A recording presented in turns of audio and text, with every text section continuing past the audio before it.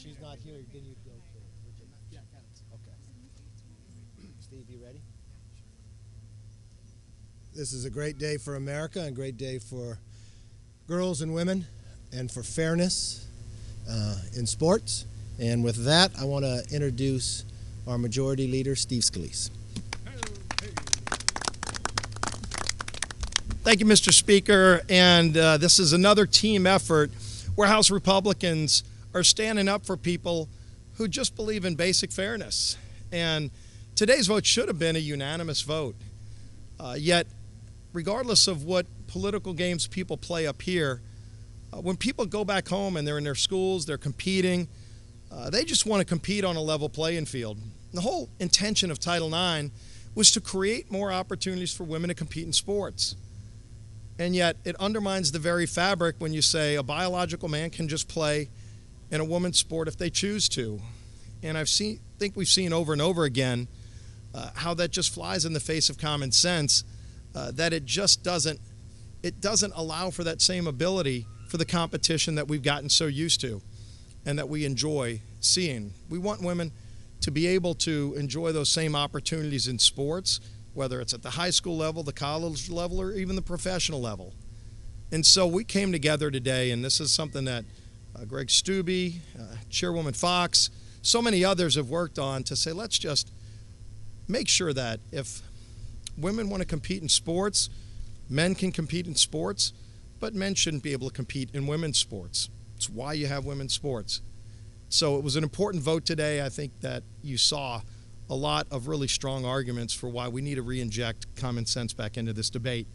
And as our whip here, we've got the whip, Tom Emmer. Thank you, Steve. Oh, hold it down, hold it down. As a former hockey player and coach, I know firsthand the blood, sweat, and tears that go into playing any sport. Not to mention the countless hours of training in the off season so that you can compete at your absolute very best. Now imagine being a female athlete who has worked day in and day out to win. You get to the finish line, you tie for first, but then you have to give up your trophy to a biological male. Unfortunately, it's becoming a reality for more and more female athletes across this great country. The left's lunacy is robbing women and girls of equal opportunities in the name of inclusion. That's why House Republicans today passed this bill to protect the safety and fairness that we should have in women's sports and to make sure that no female athlete is ever forced to compete against a biological male, period. Vetoing this bill, as Joe Biden has threatened to do, would be a slap in the face to women's rights, science, and common sense. But in a House Republican majority, we're going to make sure that female athletes are given the fairness, safety, and opportunities they deserve. And we're not going to stop. But I want to introduce the lady that shepherded this legislation through the House, our chairwoman, Virginia Fox.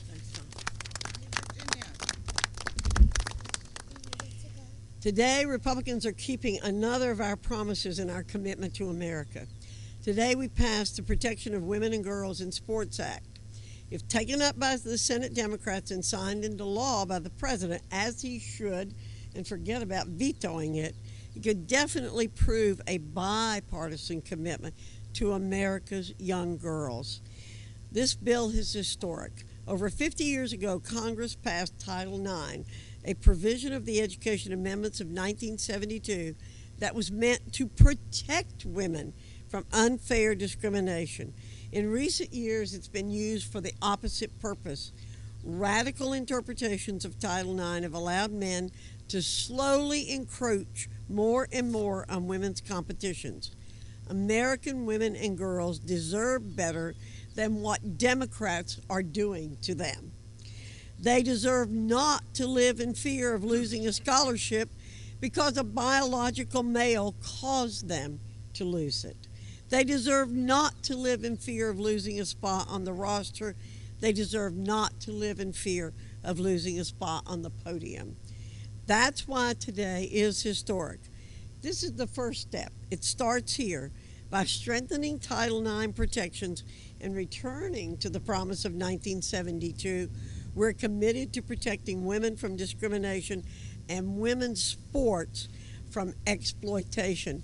And now I'd like to introduce the sponsor of this bill, Representative Greg Steube of Florida. Thank you, Chair. And first I want to thank the Speaker for bringing this bill to the floor. I want to thank the Chair for shepherding it through your committee. And more importantly, I want to thank the American people because of the American people putting us, Republicans, in charge of the House, this bill was passed because of that. Not a single Democrat today wants to support women in women's sports, in complete violation to Title IX that was created by Congress over 50 years ago to provide a level playing field for women to play and compete in collegiate activities and high school activities. And it's beyond the pale, in my opinion, with example after example that we have seen, and you're going to hear from some of the female athletes, of them losing different scholarships and opportunities and medals. I have a constituent, Emma Wyant, who lost an Olympic medal to a man who was competing in women's sports, who years before that was competing on the men's swimming team. And today we stand with America. Today we stand for women's sports. God bless each and every one of you. Thank you. We have, are you coming back up? Yes. Oh, Speaker McCarthy.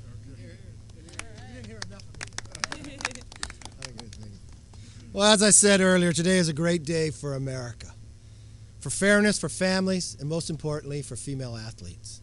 House Republicans pledged before the last election their commitment to America to protect women and girls in sports. Today we kept that promise. I want to thank Greg Steube. He has fought long and hard to make sure this bill work through. Why? Because he watched in his own district the unfairness. He watched women who would wake up early in the morning and train from a young age, sacrifice, only to find a biological man to compete. That was wrong, and we all know it's wrong. Unfortunately, today on the floor, not one Democrat could stand up for Title IX or stand up for women in sports. I believe that's wrong. And behind me today are just a few of the women that have experienced this. Macy Petty, Selena Soul, and Taylor Silverman. And there are so many more. These incredible women have dedicated their lives to the sports they love. We've watched it hearing after hearing to hear their stories. For years of waking up early and training late into the evening, they pushed themselves to the limit that's humanly possible, made sacrifice, and they never gave up. They strived for excellence, and they achieved it. And they learned the value of teamwork and hard work. But because they were forced to compete against biological men, they lost out on opportunities that they deserved. They watched their peers lose out on opportunities they deserved as well. So these women did something courageous. They spoke out. They spoke out for equal opportunity, for privacy, for safety, for truth, for everything the previous generations of women who fought hard for Title IX. They are the current champions of those women 50 years ago who fought for equality, who fought for fairness in sports. And today, they had victory. Today, while the left tries to silence them, intimidate them, they will not be intimidated. Not for themselves, but just like the women 50 years ago. They're going to stand for fairness, they're going to stand for the next generation, and they're going to stand for what is exactly right. And with that, I'd like to call up first Macy Petty. All right. What a great day. Hello, everybody. My name is Macy Petty, and I am a current NCAA volleyball player, so I'm still in the middle of all those early mornings everybody's talking about. I'm also a Young Women for America ambassador. It is an absolute honor to stand here today and celebrate with y'all the passage of the Protection of Women and Girls in Sports Act through the House. Thank you, Speaker McCarthy, for having me, and Congressman Steube for sponsoring this bill. I worked my entire life to become an NCAA athlete. I was that girl in high school who never got to go to prom, who never got to go on these fancy vacations, because I spent my weekends on the volleyball court. I would be traveling around, going to all of these various club tournaments to try and get recruited and eventually realize my dream of playing NCAA volleyball. Now, for the sake of including those who cannot follow the most basic and fundamental of rules that girls' sports are for girls only, female athletes who sacrificed so much for their sport are being pushed out of athletics. Sadly, I have had to play my sport, volleyball, against a male at one of these volleyball tournaments while I was trying to get recruited. Men's volleyball nets are over 7 inches higher than female volleyball nets. So this athlete was playing on a net over 7 inches tall, or 7 inches shorter than he should have as a man. If you can imagine trying to play against somebody, imagine being 7 inches taller, right? It's a big difference. Suddenly, mediocre athletes can hit like All-Americans, and that's exactly what happened. These college recruiters were trying to evaluate my skills and see if I would be a good fit for their team and see the work that I've put my entire life into, but instead they watched this boy slam the ball in our face time and time again.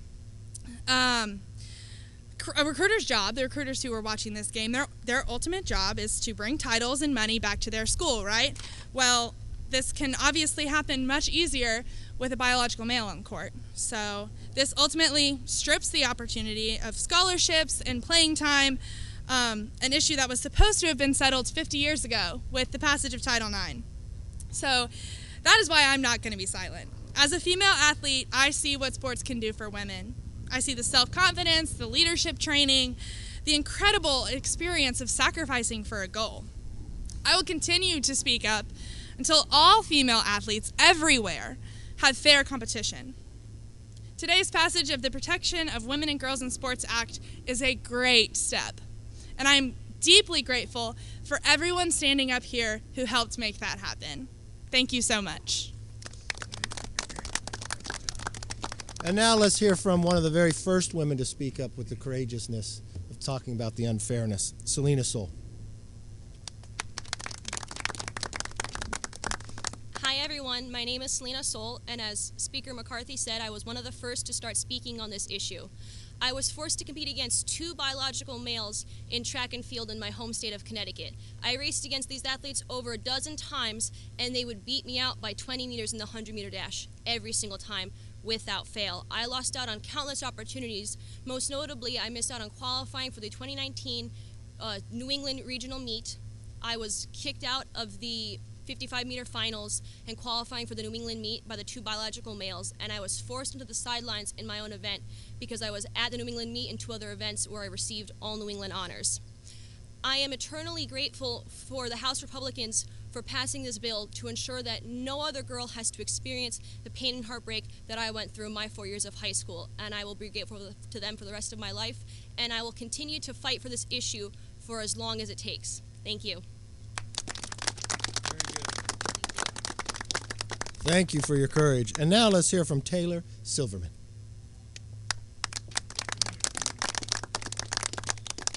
Hi everyone, my name is Taylor Silverman, and I have been skateboarding now for almost 12 years. And for the past several years, I have traveled around the country competing in events. In 2018, I went to an event in California where I was made aware that a male athlete was in the women's division. And then again in 2020, when I traveled to Illinois, the same thing happened. And the first couple times this happened, I honestly thought that this was going to be a funny story we laughed about one day, and it would be something everyone would agree was obviously unfair and not the way to handle it. But unfortunately, it continued on and got worse. So in 2021, in a Red Bull circuit, I went to the finals where I found out about an hour before the finals that there was a male in my division yet again. And this time, similar to the contest in Illinois, I placed second, and I also lost out on thousands of dollars of prize money. This athlete took $5,000 of the prize money meant for female athletes, not only placing first in the women's division, but also taking the prize for best trick. And I knew this was wrong, but it was intimidating to speak out about it. But as time went on and my emails to Red Bull were ignored and the concerns I had raised to the judges were ignored, I realized that if I didn't speak up, nobody would. And I had seen other female athletes speak up in other sports, so I knew that if they could do it, I could do it. And I knew that my story was not unique. But a lot of these stories we don't even hear about, so the few that you're hearing today are of many. But I'm very grateful to be here today. It's an honor to be here, and I'm grateful for everyone who's fought to reinstore fairness and equal opportunity in women's sports. When I was a child growing up playing sports in school, I never had to worry about this. But unfortunately, fairness was robbed from me as an adult, but I refuse to be the last generation of girls to experience equal opportunity, respect, fairness, and even safety in many sports. And finally, I am happy to say we are headed back in the right direction.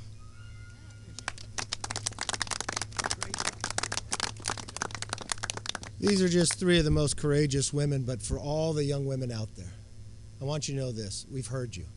We will fight for you, and we will continue to fight for you. We kept our promise. Last year we pledged if we had the opportunity to be in the majority, we would bring this bill forward. We would stand up for fairness, we'd stand up for you, we'd stand up for Title IX.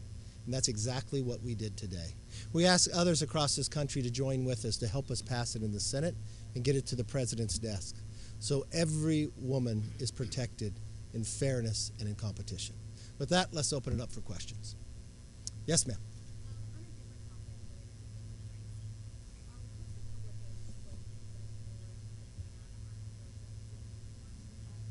You know, it works through committee. The Supreme Court has made that decision. It goes to the states. The states will take up that issue. Yes, ma'am. Yes, ma'am.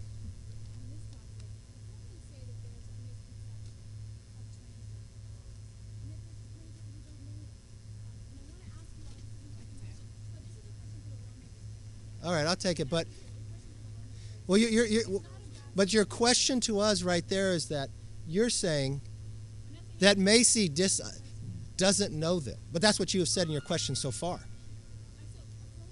You know what? It's not your place. I will take the questions, and I'll decide when they ask a question. I'll decide when I answer. Go ahead.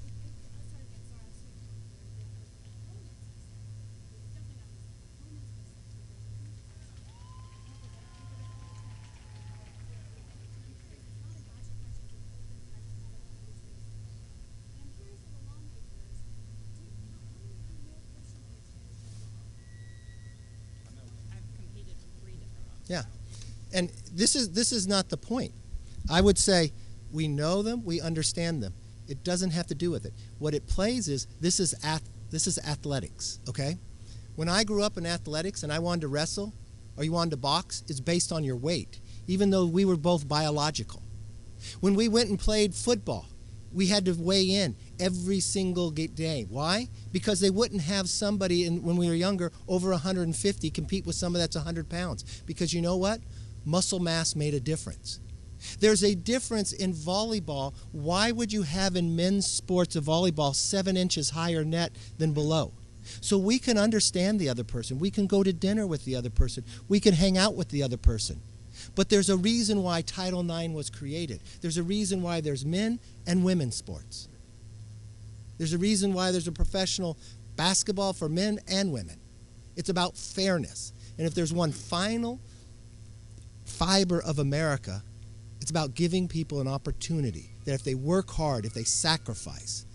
I've listened to Macy talk a few times. She didn't go to a prom. Not because she wasn't asked, because she made a decision that she was going to dedicate her life and her time to excel in a sport. That she would take weekends away, that her family would sacrifice to spend the money to drive her hours away to compete. And that moment where she can compete, where she had spent years for colleges around the country to see that she can grab a scholarship, that all that time away was going to pay off. Why?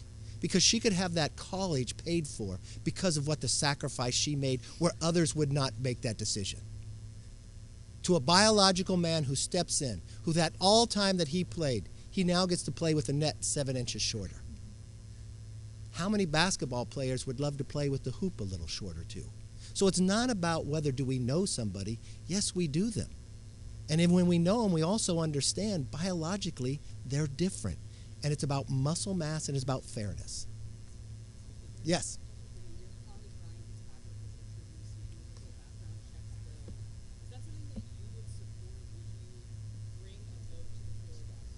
I haven't read the bill, but just like any other bill like this bill, bills go through committees, and after the bills go through committee, it's just like I said, you work the process, and the bills go through committee, they come to the floor.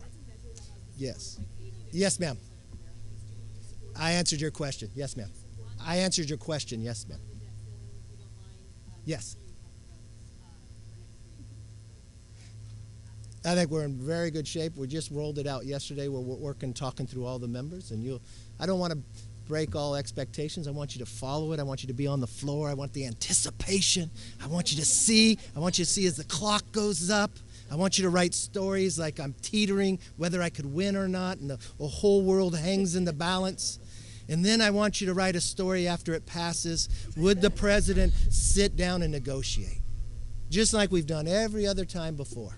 Would the Senate, are they going to take up another bill to name the next month maple syrup? Are they going to honor the Yukon team that they won a basketball tournament? Or will they sit down and work for the American people? I mean, I don't know what the month of May will be about in the Senate or what they'll honor, but I think they ought to honor the American public and actually take up a debt ceiling.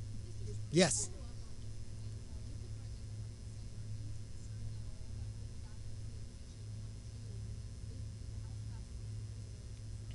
You know, someone asked me that question when we were trying to defend everybody's safety here in D.C.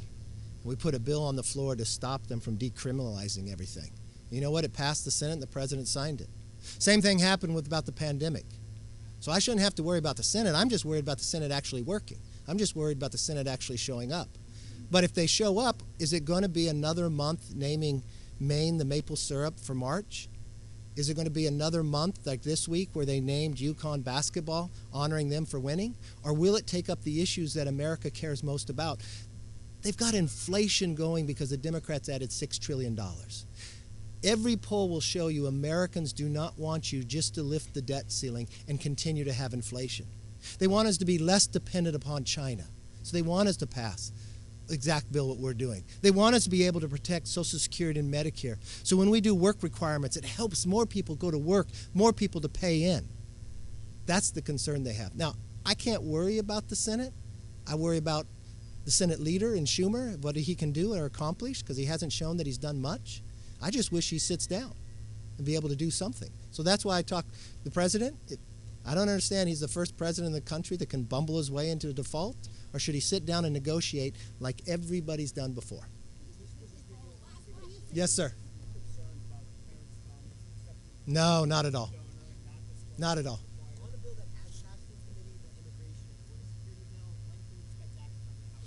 You know, the leader does that, but you'll find even today, Homeland's marking up, and next week, and then you'll find, I believe in May, we have a real concern in what's happening with Title 42 going away, that we've got to take actions.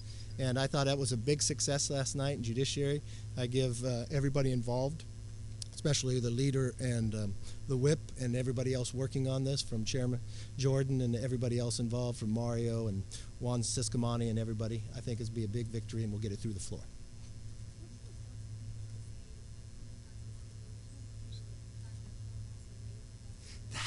You know what? That's a great question, because I think there's a misconception with all of you, because I was actually in the room. That debt ceiling didn't get raised without negotiations. The difference is the Democrats wouldn't raise the debt ceiling until President Trump agreed to spend more money. So if you watched when the debt ceiling got raised, what happened? It all got more spending going through with the agreement for the appropriations to spend more. And then when the Democrats took over overall and had the House, Senate, and the presidency, they added $6 trillion. Then what happened next? Inflation, which took away thousands of dollars from every single American going forward. So what we're simply trying to do, exactly what everybody else on all these times, to sit down and negotiate, just as you have to do in your own kitchen table. And just to explain it to the American public, a debt ceiling is giving your child a credit card. They charge it up and they hit the limit. Would you simply raise the limit, or would you first sit down and look at what you're spending your money on? Every household does that, and Congress should do the same. I hope you all have a great weekend. Thank you.